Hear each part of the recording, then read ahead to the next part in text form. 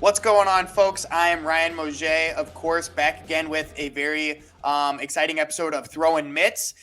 This episode is very special. We have um, another guest who's been on the show before, but he is making his return for UFC Orlando going down this weekend. My man, my boy, Kyle SCHULTZ, everybody. What's up? What's up, All y'all? What's up? right.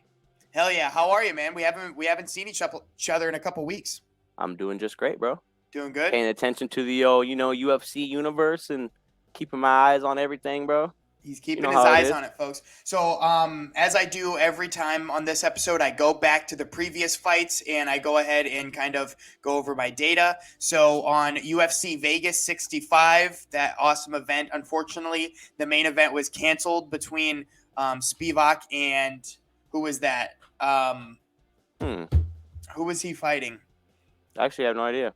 Spivak and Derek Lewis. Derek Lewis had a stomach Oh bug yeah, yeah. There leading we up go. to the event, and they had to cancel it. So overall, I went 9-2 during that event. I went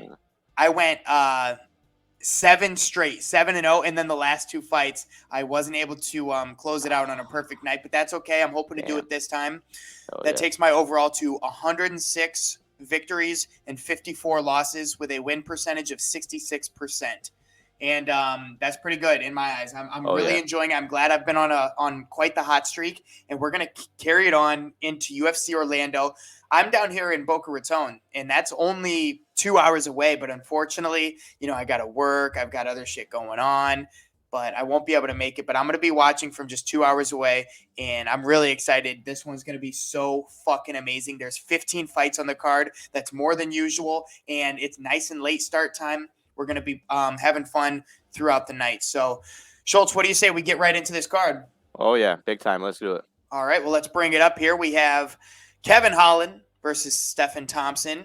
And this is going to be an interesting main event, truly, because Kevin Holland, he fought Kazmat Chimaev, right? And he stepped in on short notice to fight Chimaev, and he got wrestle fucked. We all know that. Basically. And I think, now he's fighting the number 6 ranked Stephen Thompson. And I think this is a really, really, really good rebound fight for him. He kind of took the bullet on that Chimaev fight to be able to have a really good opportunity here Saturday, December 3rd. And let's get right to it. A welterweight bout is our main event between, as I mentioned before, number 6 ranked Stephen Thompson and Kevin Holland. Thompson debuted February of 2012. He is a karate specialist, 39 years old, with 7 wins by knockout and 4 first-round finishes. Holland, on the other hand, debuted August of 2018.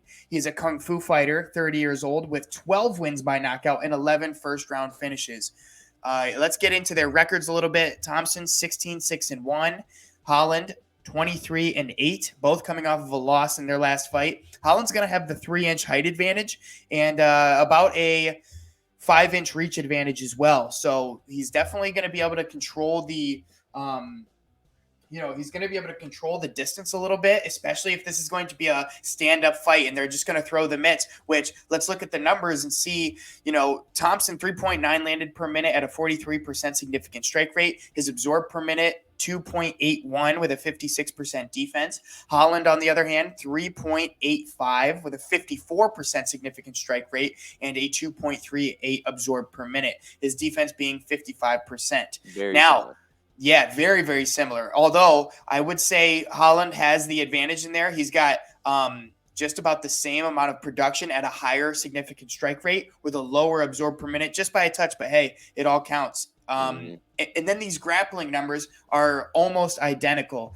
Neither of these gentlemen have a takedown a takedown average over 15 minutes, being at 1, although the takedown accuracy 43% for Holland and 50% takedown defense for Holland as well. So is there anything that pops out to you that really tells you how this fight might go, SCHULTZ? I really like when you can almost guarantee a fight's not gonna go on the ground, because it's like these two dudes who are both like kung fu jump around dudes who love Yeah. to just strike. And I think Stephen Thompson's one of the best strikers ever. He's so fluid. He moves so fast and stuff. And Kevin Holland he just really I feel like he just wants to put on a show, bro. He Yeah, just wants to talk his shit, improve his shit. You know what I'm saying? And make sure everybody's watching him. So I just think that that's what's gonna happen, bro. And they're gonna come out and they're gonna keep it on the feet and swing. I agree with this absolutely stacked And I card. This is going to be also a think fireworks of a main event. Go and ahead. I also think Shemaev fake glove touched Holland. If you perhaps want to go back and look, dude, Shemaev had his arm up in the air and then he just faked it and shot down for that takedown. Yeah, I totally remember that. And as soon as Holland went to go touch the gloves, he was already around his hips. Mm-hmm. Yeah, it's So that was fucked up. That was fucked up. Although I don't know if that would have prevented Holland from getting completely, dominated in that fight. Oh. But overall, Schultz, who do you think takes the main event of this amazing card, UFC Orlando? I think Steven Thompson takes it. Wow, really? All right. Well, I'm going with Kevin Holland in this one. I think Holland, just as I mentioned before, he's been put in a position where he's able to take this rank. This is a huge opportunity for him. And Stephen Thompson, I just think, Wonder Boy, he's 16-6-1. That's a great record, but still, he's fought Bilal Muhammad and Gilbert Burns. He lost both of those previous fights, and that was all the way back in December 18th of 2021 and July 10th of 2021. He hasn't fought almost the entire year, and he comes back against an opponent like Kevin Holland, who has so much to fight for, especially after really being challenged in his last one. So I mean, he definitely ain't no slouch. He knocked out Joaquin Buckley. That was a beautiful right, but I got Thompson. I like it, brother. Well, we'll see how that one plays out. That is our picks for the main event of UFC Orlando going down Saturday, December 3rd. That main card starting at 10 p.m. And that leads us to the co-main, also a welterweight bout between Brian Barberena and RDA, Rafael Dos Anjos, the number 7 ranked fighter. Barberena being the plus 420 underdog and RDA being the minus 540 favorite, which is interesting. But we'll talk about that a little bit more right after some info about these fighters. Barberena debuted December of 2014. He is a striker, 33 years old with 11 wins by knockout and 4 first-round finishes. And he is on a 3-fight win streak, and he had an awesome previous fight against Robbie Lawler where he was able to knock him out in the second round. It was just an amazing, gutsy performance. Oh, yeah. RDA debuted in November of 2008. I was 8 years old. He is a grappler, 38 years old, and he's got 10 wins by submission. Now, this is where this matchup can get really interesting. Barberena, 18-8 coming into this fight. He's got about a 3-inch height advantage, 2-inch reach advantage, and RDA, 31-14. Quite the resume there. The significant strike numbers, the high volume for Barberena being 6.11 at a 48% significant strike rate. The absorbed per minute, a little bit high, 5.1 with a 44% defense. RDA being 3.58 landed per minute at a 46% significant strike rate with a 3.23 absorbed per minute and a 61% defense. Now, the production for Barberena speaks for itself, but RDA, in my opinion, takes the numbers on the feet. Although there's less production, he's still up there with the significant strike percentage, and he's taking less damage. Now, these grappling numbers are heavily in RDA's favor. 1.96 takedown over 15 at just a 34% takedown accuracy with a 59% defense. But those takedown attempts let me know that, if Dos Anjos isn't able to, keep up with the production of Barberena and how, gritty his fights can be, he's comfortable with shooting and trying to take this to the mat. Oh yeah, RDA has world-class jiu-jitsu. I've seen him tie people up. He's like a little cobra sometimes, so I definitely agree with that. And I'll let you go ahead and pick first on this one as well. Who do you think's going to win, Kyle Schultz? Barberena did just knock out Robbie Lawler. Right. But RDA was a, UFC champion back in the day. Back in the day, you know, back in the day. every dog has its day, you know. Yeah. See, man, RDA, go ahead. I'm gonna have to take Barbarina. I agree with that pick. And I just think, you know, Barberina is 3 years old. RDA is 38, although that's not a huge number difference. You know, like we mentioned, this year has been a lot of veterans, you know, kind of understanding when their time has come. And Barberina is on a fucking hot streak right now. He's on a 3-fight win streak. He's been doing very well. And I think that train does not stop here, if that makes sense. I believe he's gonna go ahead and take a rank. He's gonna jump all the way up to number 7 and take RDA's rank. And I just think that's the name of the game. You know, every dog has its day, and as good as a fighter Rafael Dos Anjos is, I think Brian Barberena is going to come in here and really shock everybody, being the plus 420 underdog. Hell yeah. All And right, if you and then really think that, you should put $100 on it, because that's a payday. fuck yeah, dude, no doubt. I just might. But that leads us to a flyweight bout between Mateus Nikolai and Matt Schnell. Mateus being the number 6 ranked flyweight, and Matt Schnell being the number 7. Both of these very, very exciting fighters. They're high flying. They these guys put on a show no matter what. Mateus being the minus 365 favorite, Schnell the plus 300 underdog, which is hard to believe because Matt Schnell's a great fighter. A little bit about these two. Mateus Nikolai debuted November of 2015. He is a boxer, 29 years old, and he's on a 5-fight win streak, and he's got 5 wins by submission as well. So when you have a fighter that is branded a boxer with 5 wins by submission, they're well-rounded. They've got the tools. Matt Schnell, on the other hand, debuted December of 2016. He is also a boxer, 32 years old, with 9 wins by sub and 9 first-round finishes. So both of these gentlemen can take care of business on the feet and on the mat. That's why I think this is going to be such an exciting fight and a great matchup, truly. Mateus Nikolai, 18-3-1.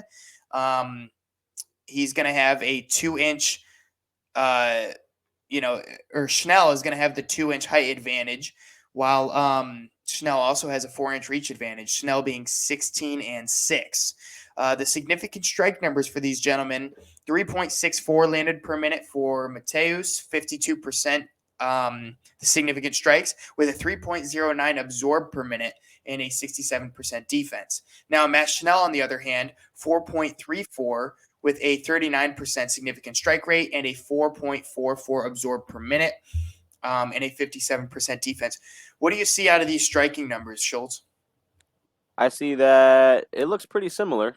Mateus Nikolau's defense is a little bit higher, and he's obviously absorbing less per minute, but he's putting out better. He's putting out less strikes, but he's making the most of what he's putting out. Right. So, I totally agree with that. And then his absorbed per minute being smaller too. So I totally agree that these numbers, at least on the feet, Mateus Nicolau has the advantage. When you look at the grappling numbers, 1.46 takedown average over 15 for Mateus at a 40% takedown accuracy and a 93% takedown defense. Those are great numbers in his favor.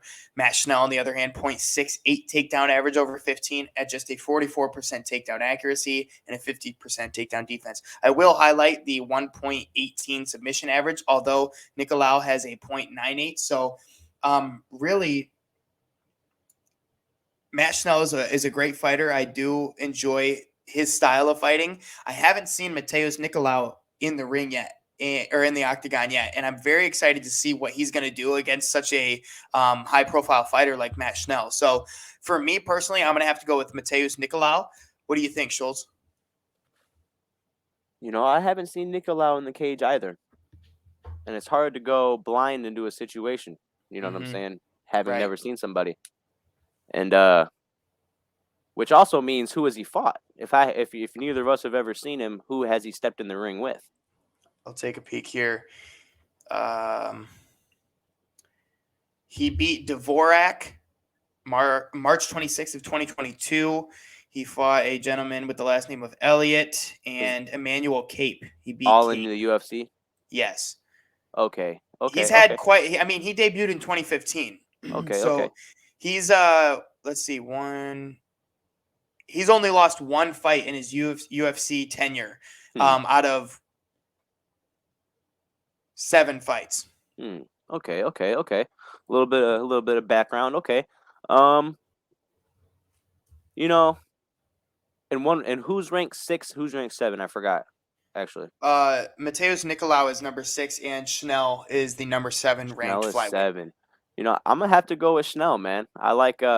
I like Schnell. I like that he's an American. I hope he steps in there, man. All right. Well, you heard it here.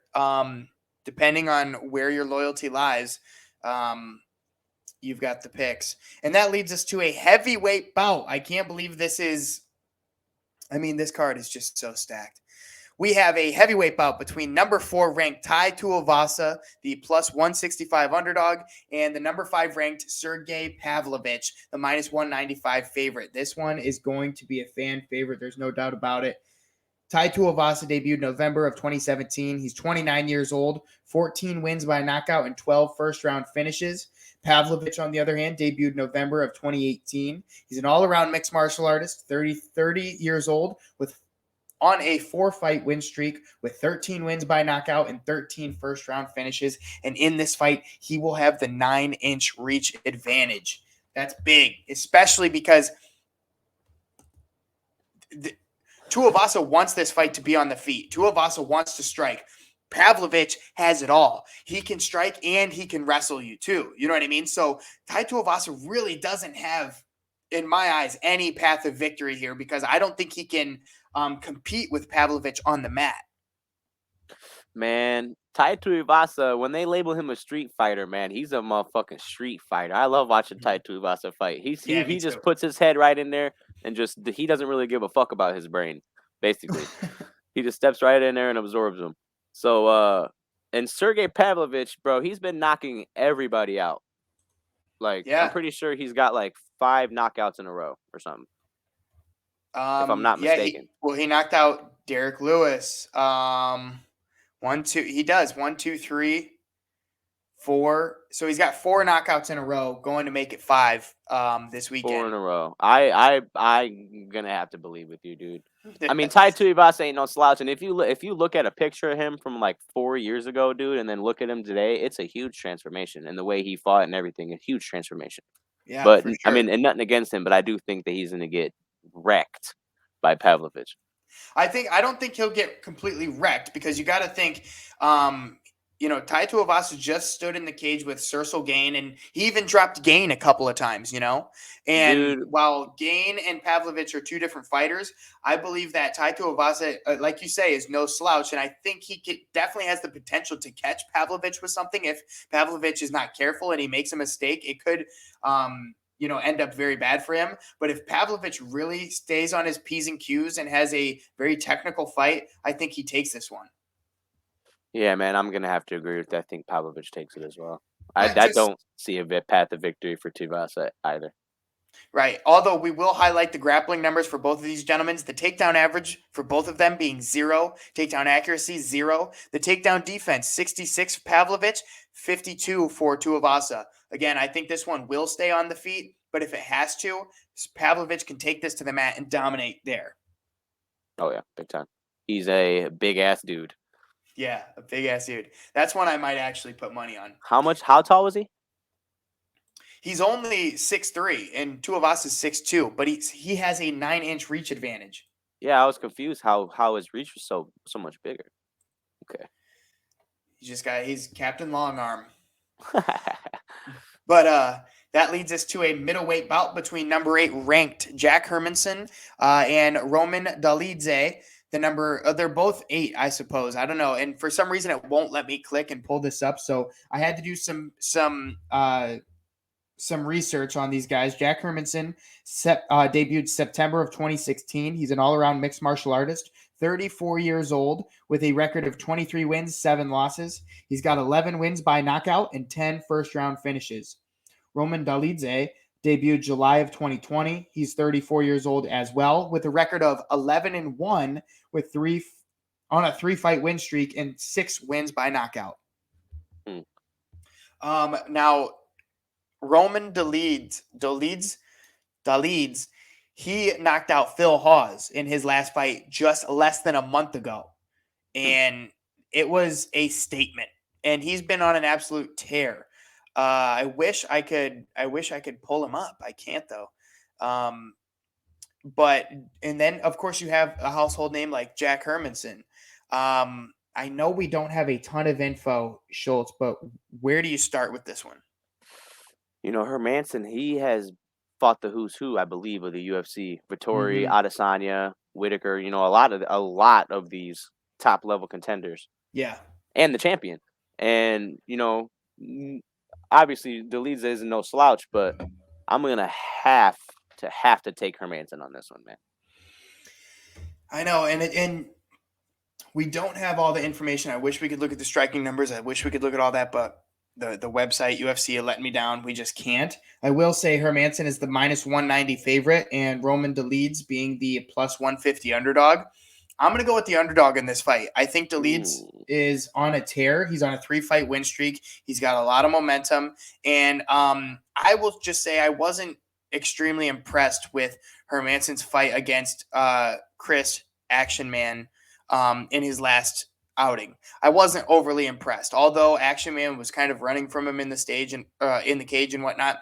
I just like the momentum that Dolidze has here, and I think this is going to be a great fight. Truly, I think it really could go either way, but I'm going to have to go with the underdog in this one. I think Jack Hermanson may not have made a statement offensively, but defensively and mentally breaking down somebody, he definitely made a statement against Chris Curtis. No doubt about that. 100%. No doubt about that. And that's going down this weekend, Saturday, December 3rd. Main card starting at 10 p.m. And now we have our first fight of that main card because we work backwards. So all of you guys can get our takes on the most exciting fights leading into the prelims. This is a middleweight bout between Eric Anders and Kyle Daukaus. Anders being the +170 underdog and Daukaus being the -200 favorite. A little bit about these two. Anders debuted July of 2017. He is a mixed martial artist, 35 years old, with 8 wins by knockout and 7 first-round finishes. Kyle Daukaus debuted June of 2020. He is a Brazilian jiu-jitsu specialist, 29 years old, with 9 wins by sub and 4 first-round finishes. Anders in this fight, 14-7, 2-inch height disadvantage. And Daukaus being 11-3 with 1 no contest, 6'3", the 2-inch reach or height advantage, 1-inch reach. The significant strikes here, because I think this is where this fight might play out. Although we'll get to the grappling, but look at this: 3.26 landed per minute at a 47% significant strike rate, with a 4.2 absorbed per minute and a 50% defense for Anders. Daukaus, on the other hand, 3.5 landed per minute with a 54% significant strike rate, the absorb being 2.56, the defense being 40%. Now, in my eyes, the numbers for the striking go in Daukaus' favor. And I'm not high on Daukaus, I'll tell you that much. I'm not. He's got a lot to prove to me, but I think in this fight, he's been fighting some bigger names, and this is, in my eyes, a rebound fight for him. And I think he's got a really good opportunity to get back in the win column here. The grappling numbers, 1.57 takedown over 15 minutes at just a 25% takedown accuracy for Anders, while having a 75% takedown defense. And Daukaus having a 2.36 takedown average with just a 31% takedown accuracy and an 86% takedown defense. And I will say the submission average is very high for Daukaus, 2.15. Now, the reason I say I think this one's going to stay on the feet is look at how low these takedown accuracies are. Although they have higher output for takedown averages, the accuracy is so low and their takedown defenses are so high that I think they counteract themselves. And I think these fighters are going to end up keeping it on the feet. I'm going to have to agree with that. Unless one of them is hurt. I think if one of them's hurt and, you know, the guy's just trying to unload, finish, I think then it might get taken to the ground, but I don't know. I think Go I ahead. think Dawkins might try to take him down and get a submission. He's throwing submissions out a little bit, two That's right. 2.15 per 15. So I mean, in the back of his head, he knows, hey, I got a submission game. You know, if this guy's putting the work in on my dumbass on the feet, I can try to take him down real quick. You know. And you know what? You're right. Look at these win by percentages: 57% knockout win percentage for Anders and an 82% submission win rate for Dawkins. So Huh. I think that is definitely a route to victory for Dawkins to take this one. So I think that's Dawkins' actual path to victory. So I changed my mind. If Dawkins wins, he's going to end up taking him down and controlling him on the ground. Anders would probably win the exchanges on the feet. My official pick for this fight is Kyle Dawkins. Although I mentioned I'm not that high on him, I think he still has a lot to prove. But I'm going to go with Kyle Dawkins in this one, and I'm going to stick to that. I'm gonna have to agree with you on this one. Yeah. It's always fun when we disagree, but I'm gonna have to agree with you on this one. I think Dawkins is gonna probably end up taking him down and throwing him in something and getting him out of there. I like it. And guys, that's the main card coverage of UFC Orlando going down December 3rd at 10 p.m. In Orlando. I'm so excited. It's here in Florida. But yeah, so if you like what we're doing, Throwing Mitts, like, comment, subscribe, tell your friends, retweet, post about it. And tell us when you disagree. Tell us when you think we're out of our minds, and then see how our records kind of prove that we're not. So all right, that leads us to the featured prelim of the night. The prelim starting at 7 p.m. We have Nico Price and Phil Rowe in the welterweight division. Price being the minus 140 favorite and Rowe being the plus 120 underdog. A little bit about these two. Nico Price debuted December of 2016. He's a freestyle fighter, 10 wins by knockout and 4 first-round finishes. Rowe, on the other hand, debuted February of 2021. He is a boxer, 32 years old, with 4 wins by submission and 3 first-round finishes. Coming into this fight, Rowe will have a 3-inch height and 4.5-inch reach advantage, which could be very big as we see how this fight plays out. Nico Price, 15 wins, 6 losses with 2 no contests. Phil Rowe, 9 wins, 3 losses. The significant strike numbers here, very interesting. 5.16 landed per minute at a 42% significant strike rate with a 5.67 absorbed per minute. That is very high considering the amount of output he's the volume he has. Still way too high for me to feel comfortable with just a 47% defense. Phil Rowe, on the other hand, 4.3 landed per minute at a 56% significant strike rate and a 3.94 absorbed per minute with a 52% defense. Although Price is a wild man and he's got the volume, I really like Rowe's chances here on the feet. Looking at the grappling numbers, very similar for both of these gentlemen. 0.7s for the takedown average for both of them, and a 22% accuracy for Price, 33 for Rowe, with a 65% takedown defense in Price's favor. I don't see this going to the ground. I think these welterweights are going to keep it on the feet and throw the mitts. And if that's the case, I think Phil Rowe takes the advantage on the feet. What do you think, Kyle Schultz? Nico Price got one of the coolest finishes I've ever seen. Is that right? It was an up kick from his back, and he was on his back and kicked the guy right in the chin. That was pretty cool. So he's versatile. Go ahead and show me their win by real quick. I think I might have missed it. Okay. I'm gonna have to go with Price on this one, man. All right. I like it, man. I like it. And Price is the favorite in this fight. I'm going with the newcomer. He's got the 3-inch height, 4.5-inch reach advantage, and he's a boxer. So like I said, I think this is going to stay on the feet, and I really like Rowe's chance if that's the case. So maybe that's a fun one that's going to be very easy. Maybe we could put a couple bucks on it between you and me. Could be fun. But as we keep – could be fun. But as we keep going forward, a women's strawweight bout between the very well-known number 12 ranked Angela Hill, the plus 105 underdog, and Emily Ducati, the number 13 ranked minus 125 favorite. This one's interesting because I see a lot of debates online about it. Just because Emily Ducati, she is 12-6 in her professional career, just 1-0 in the UFC. Angela Hill, on the other hand, 14-12.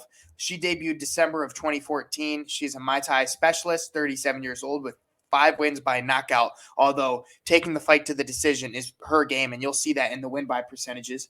Emily Ducati debuted July of 2022. Like I said, she's just 1-0 in the UFC. She's a all-around mixed martial artist, 28 years old, with 14 wins by submission and four wins by sub, and on a 4-fight win streak. So outside of the UFC, she's gotten 3 wins leading up to her win in UFC. That makes it 4 fights. Both of these ladies a win in their last fight. The reaches being very similar, just 1.5 inch in Angela Hill's favor. The win by percentages, though, 62% of the time Angela Hill wins by decision and just 38 by TKO. Emily Ducati, a little bit more well-versed in all ranges of the fight. 25% KO, 33% sub, and 42% decision. The significant strikes, though, 5.36 landed per minute at a 48% significant strike rate for Hill. The absorb per minute, very high, though, 4.98 with a 62% defense. Emily Ducati, 7.73 landed per minute with a 56% significant strike rate. Those are great numbers. Although the absorb per minute is a little high for my liking, it's lower than Angela Hill's, and she's got a 74% defense. In the grappling numbers, very minuscule for both of these ladies. I will say Ducati has 100% takedown defense, although just over 1 UFC fight. So obviously she hasn't had the amount of fights that Angela Hill has, where these numbers are reflecting Angela Hill's takedown defense being 76%. Who do you got? I think based upon the numbers, and just like you said, Ducati's only had 1 fight in the UFC, and it is apparent that she probably dominated that person. So based upon these stats, it's kind of like unfair to base it based upon the stats. But, you know, Angela Hill, she's been fighting a lot of top level competition. So I'm gonna have to stick with my guts. I'm gonna have to go with Angela Hill. Wow, man. I am just never one to choose Angela Hill in any fight. Really. I've been fading Angela Hill and it's been working for me. She hasn't been winning recently. And I'm not shitting on your pick. I'm just saying.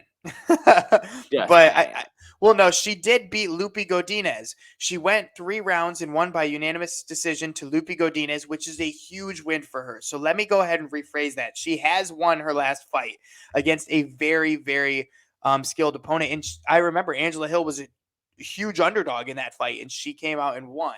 So, and you're 100% correct in saying she's been fighting great competition. I mean, Amanda Lemos, Yandy Roba, which she lost both those fights, but still went to decision in those fights. I mean, her last 4 fights went to her last 6 fights went to decision.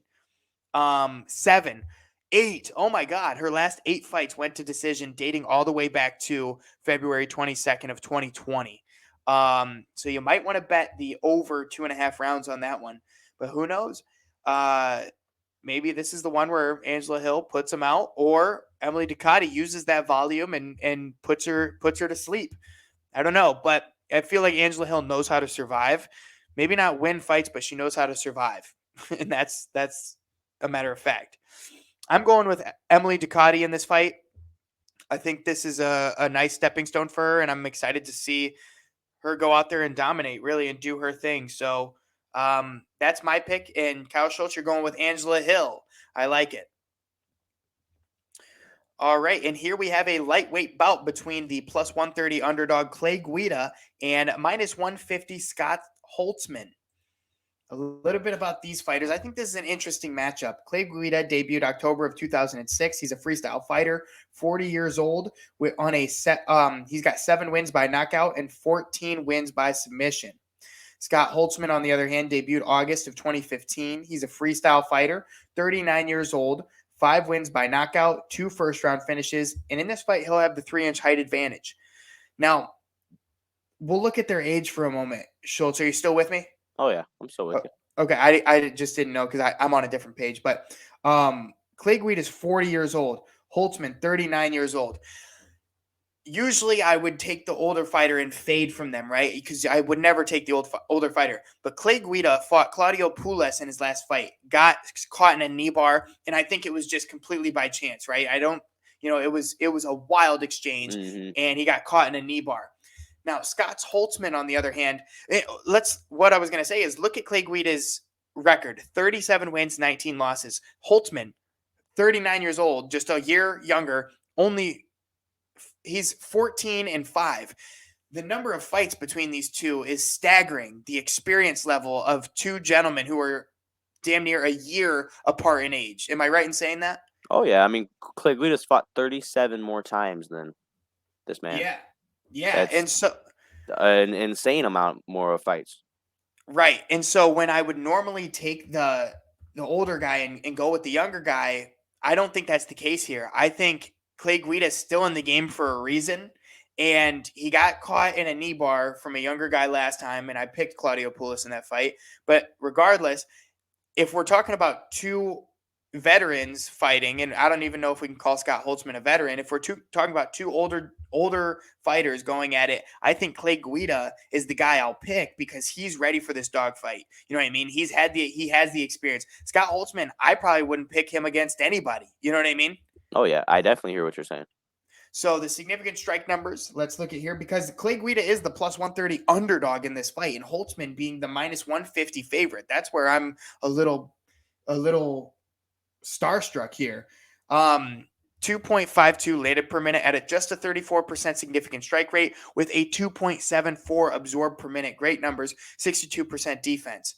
I'd like to see the significant strike percentage just a little bit higher, but hey, after this many fights, you know what I mean? Like, these numbers are true and blue. Scott Holtzman, 4.32 landed per minute at a 48% significant strike rate. The absorbed per minute being 3.58 with a 53% defense. Now, Scott Holtzman,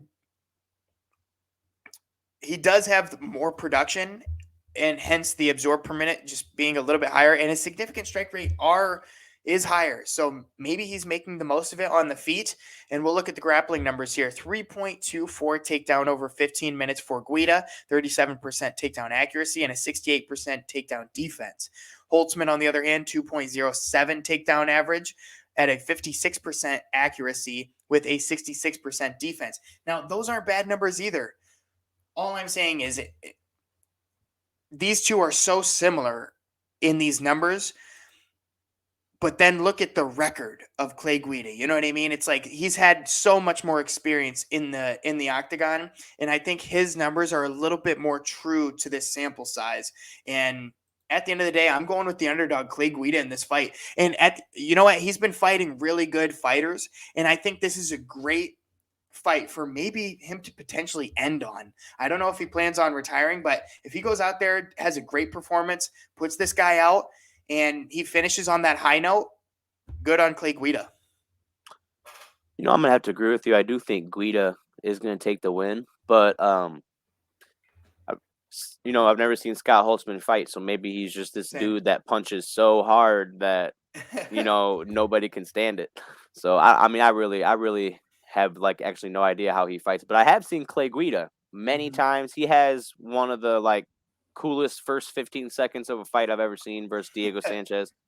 So I definitely think Clay Guida still got it left in him. He's gonna go in there, bite down on the mouthpiece, and definitely try to finish this man. Dude, I love it, man. We agree that Clay Guida is gonna have a night.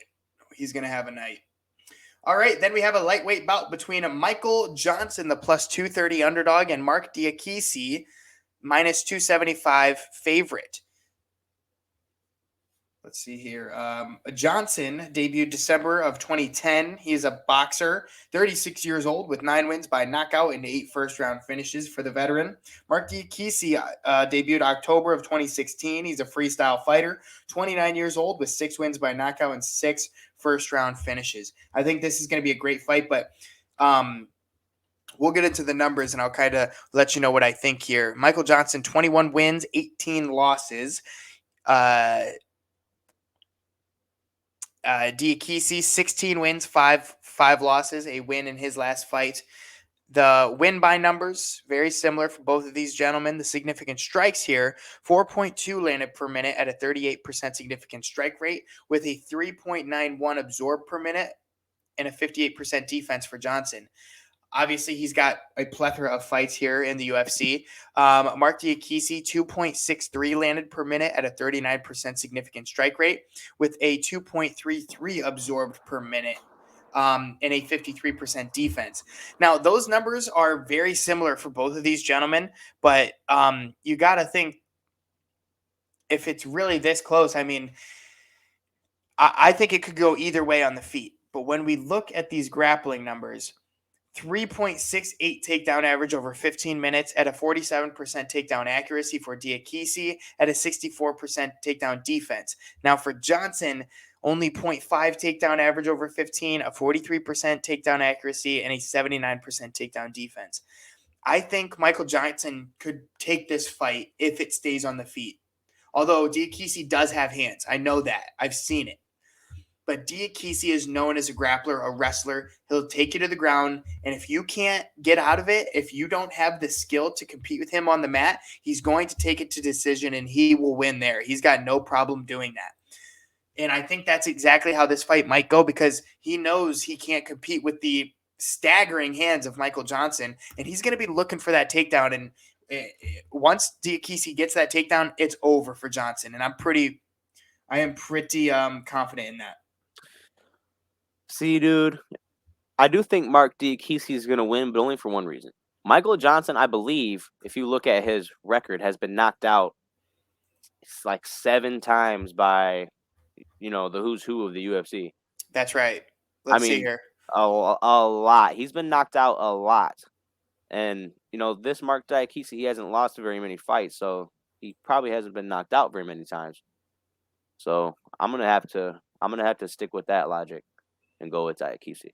Yeah, I mean, but Michael Johnson does have some staggering hands, bro. But he's the one to waste the gas tank all in the first round, and then he's gonna get knocked out after that's over. Yeah, and at the end of the day, just like I mentioned, every dog has its day. I mean, he debuted in 2010. He fought Darush, Diaz, Poirier, Nurmagomedov, Gaethje, Elkins, Emmett. I mean, the list goes on and on. The who's who of the lightweight division. Who's who? Everybody. So much respect, but I think Mark Diakisi takes the win in this one. Agreed. And that leads us to a featherweight bout between the exciting Darren Elkins, the plus 360 underdog, and the minus 450 favorite, JSP, Jonathan Pierce. This is going to be an awesome fight because Elkins has the heart of a fucking lion, and Jonathan Pierce can deliver some damage. A little bit about these two. Darren Elkins debuted in March of 2010. He's a freestyle fighter, 38 years old with 9 wins by KO, by knockout, and 5 wins by submission. Jonathan Pierce, on the other hand, debuted October of 2019. He's an all-around mixed martial artist, 30 years old, with on a 4-fight win streak with 9 wins by KO. I keep saying KO, and 2 wins by submission. Jonathan Pierce is a rising star. He is up and coming, and Darren Elkins is a fierce competitor. I think this is going to be potential for fight of the night, no doubt about it, because Darren Elkins is a tough customer, and you can count on that every time he steps into the octagon. I agree with that statement for sure. One of the best comebacks I've ever seen is Darren Elkins. Yep. Jonathan Pierce will have the 2-inch height advantage, 2-inch height advantage. The significant strikes here, 3.52 landed per minute at a 38% significant strike rate for Elkins, 3.16 absorbed per minute, and a 51% defense. Jonathan Pierce, 5.78 landed per minute at a 58% significant strike rate with a 3.62 absorbed per minute. Just about the same for both those guys, but a 48% defense. Now, the 5.78 at a 58% significant strike rate is really what I'm looking at here. On the feet, Jonathan Pierce is gonna hit you a lot, and he's gonna make them count. Although Darren Elkins can take that kind of damage. And then we look at the grappling numbers, 6.75 takedown average over 15 minutes at a 60% takedown accuracy for Jonathan Pierce. To Darren Elkins, 56% takedown defense. And Darren Elkins does have 2.76 takedown over 15 minutes at just a 33% accuracy, but he's comfortable there. Both of the gentlemen have submission averages around 1, which makes for a fun fight on the ground, a real grappling special. 2 grappling specialists going at it and showing their skill, and that's a fun fight. As well as the firefight that's going to happen on the feet. So again, I think this one has potential to be fight of the night, and I'll let you go ahead and pick first. I'm gonna go ahead and go with the up and comer Jonathan Pierce.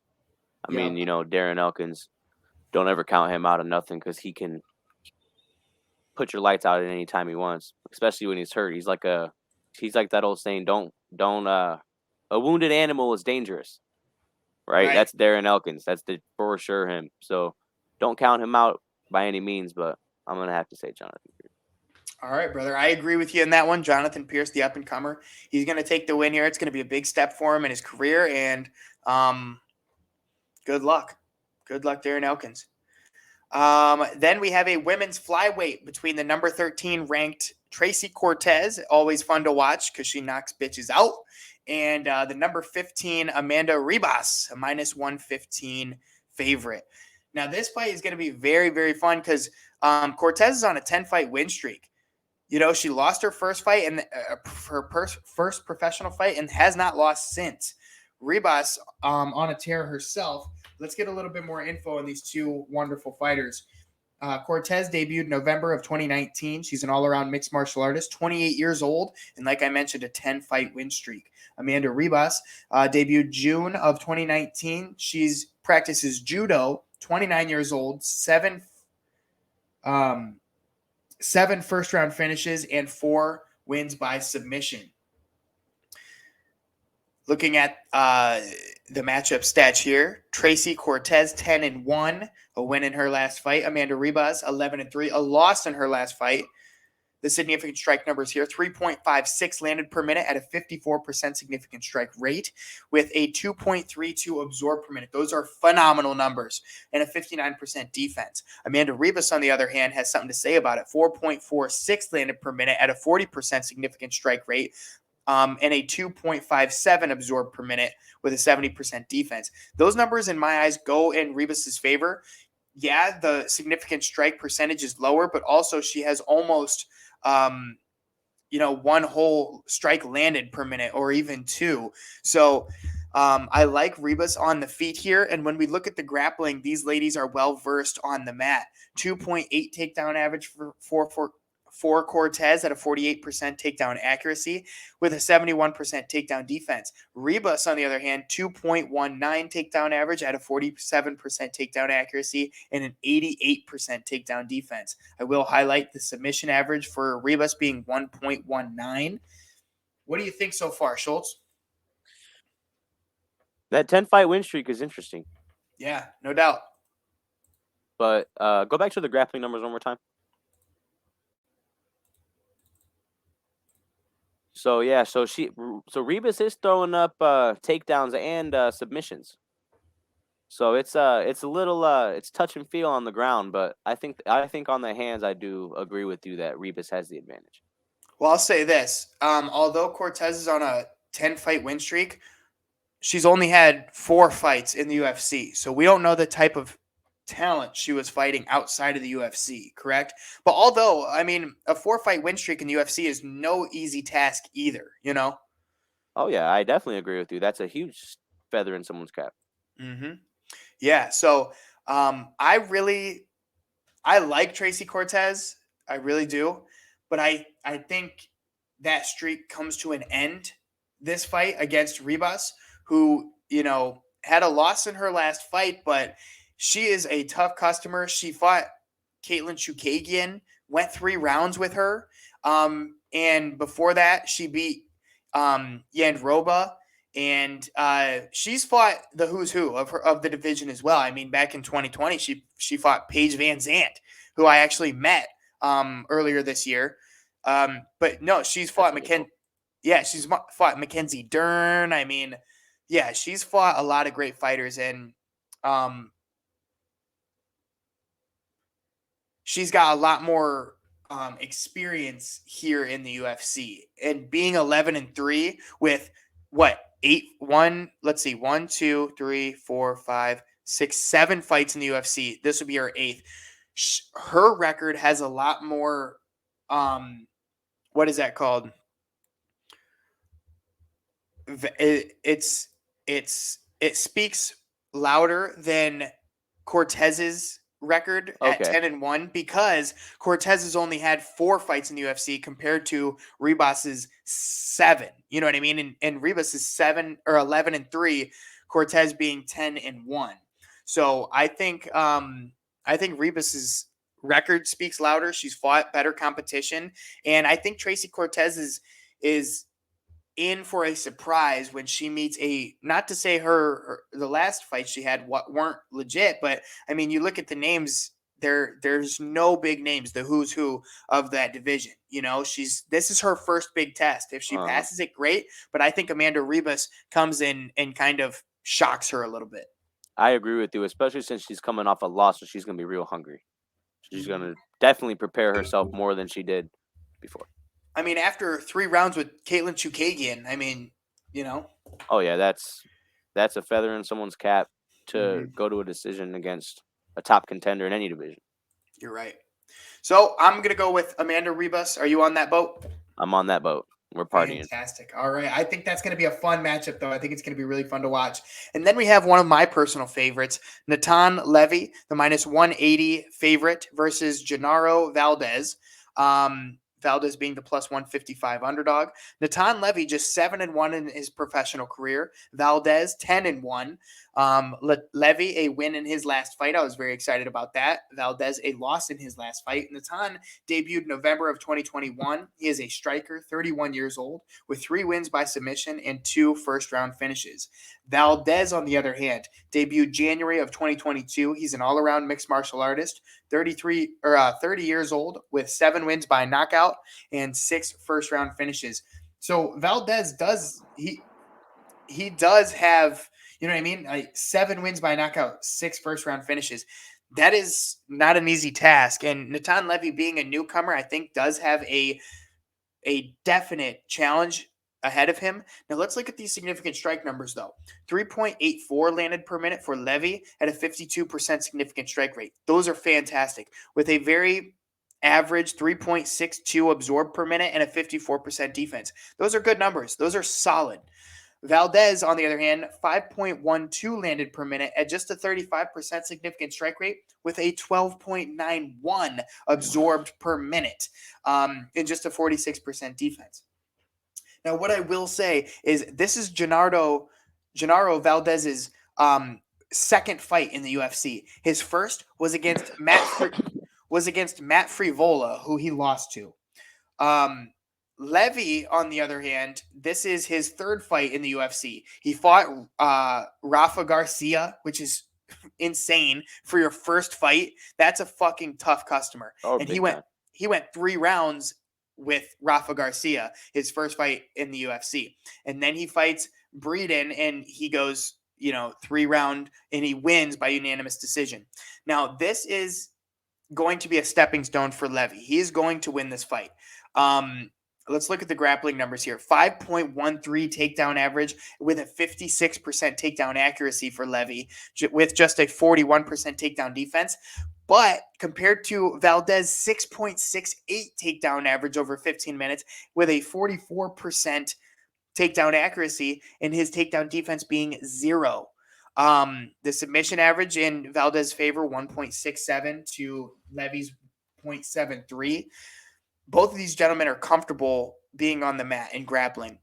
If that's the case, I think Levy has the advantage here. I truly do, just because I've watched his last fight, and I like what Levy has to offer. And the significant strikes, too. Like, Levy is a very solid, average stand-up fighter.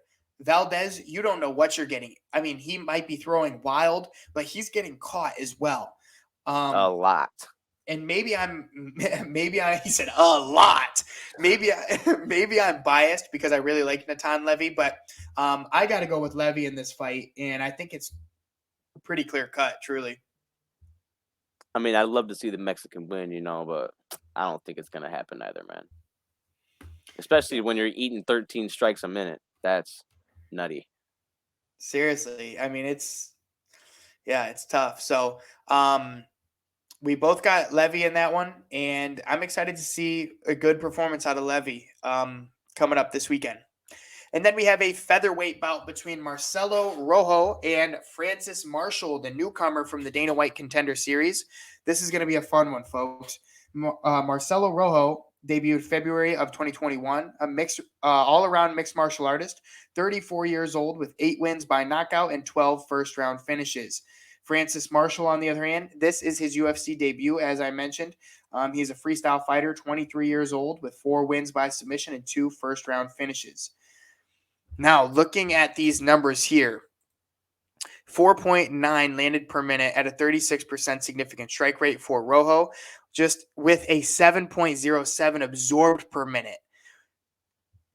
I mean, that's so much at a 51% defense. Francis Marshall, on the other hand, 7.33 landed per minute at a 47% significant strike rate. Those are great numbers. And although the absorbed per minute is a little high at 4.93, that does not compare to Rojo's 7.07. Marshall having a 59% defense. Now, even the grappling numbers are astounding here for the newcomer. 6 takedown average over 15 minutes with a 60% accuracy, although a 0% takedown defense. Who knows if the opponents who fought him even tried. But Rojo has a 66% takedown defense. When I first saw this fight, I thought, oh, of course, Marcelo Rojo you have to go with him. But now that I'm looking at it, man, Francis Marshall, the minus 165 favorite. He's 23 years old. He's coming into UFC Orlando, fighting in an arena. The adrenaline will be pumping. I think, and not even beginner's luck either. I think he's really going to come out, and he's just 6-0 in his professional career. I think he's going to come out and make a statement with his first UFC fight. And I think, unfortunately for Marcelo Rojo, he's going to be ran over. I'm going to have to agree with you on that one. It looks like it's his first fight at featherweight, or maybe he just fought his last one at bantamweight or something. But oh, yeah, I see. I definitely agree with you. If he's stepping up, especially if he's stepping up a weight class, I definitely think that Francis Marshall's going to. Yeah, because he could be more in his element. Yes. And it's his debut, and just like you said, your adrenaline's going to be pumping. You're ready to show the world what you can do. You're ready to make a statement, prove your skills, and I think that's what's going to happen. Awesome. Well, that brings us to the very first fight of the entire card, starting at 7 p.m. An absolute banger to start off this UFC Orlando card. Yasmin Waragueo, the minus 300 favorite. We saw her I covered her debut, and Estela Nunes, who I absolutely love, being the plus 250 underdog. Both of these women have some serious talent, and I'm so excited to really see how this fight goes. To start off this card like this is fucking awesome. Yasmin debuted August of 2022. She's a freestyle fighter, 23 years old, with 6 wins by knockout and 5 first-round finishes. She won her last fight, her UFC debut. It was a absolute firefight between another fighter who was having her debut, also named Jasmine. And, dude, they were just duking it out because they're both from Brazil. The other one is from Brazil. She's from Mexico. They might have both been from Mexico, but they were just fucking going at it, Schultz. It was awesome to see. Unfortunately, I missed it. That's okay. But I will have to see what it's about, though, because you're pretty excited. Dude, you have to catch this fight. This is going to be a great fight. Both of these women like to fucking throw the mitts. Estela Nunes, who I usually would bet for any other time, but not against Yasmin.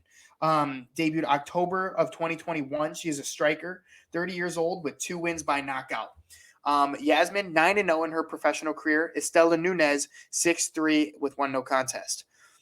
The significant strikes here, 5.73 landed per minute at a 39% significant strike rate for Yasmin. with a 4.4 absorbed per minute and a 63% defense. Estela Nunes, 5.4 landed per minute at a 43% significant strike rate with a 4.01 absorbed per minute and a 61% defense. Let's look at the grappling numbers. They are non-existent. Although Yasmin has a 100% takedown defense and Nunes has a 41% takedown defense, I don't see either of these women trying to take it there. This is going to be a stand-up dream. I mean, this is going to be so fun to watch, Schultz. And I think you can tell who I'm going to pick. It's going to be Yasmin Wareguio.